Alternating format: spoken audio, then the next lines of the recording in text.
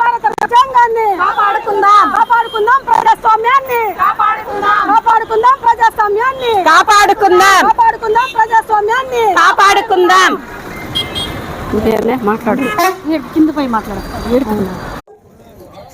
ఈ రోజుకి 4వ రోజు శాంతియుతంగా సమ్మెని నిర్వహిస్తా ఉన్నారు. అందులో భాగంగానే ఈరోజు 4వ రోజుకి సమ్మె చేరుకోవడం జరిగింది.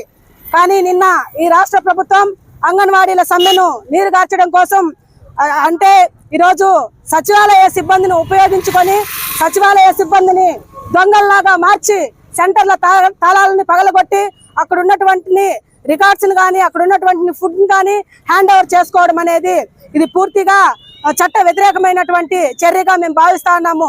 ఇప్పటికైనా ఈ ప్రభుత్వం స్పందించి అంగన్వాడీలు అడుగుతున్నటువంటి న్యాయమైన డిమాండ్లను పరిష్కరించే దిశగా ఆలోచన చేయకపోగా పైగా అంగన్వాడీలపై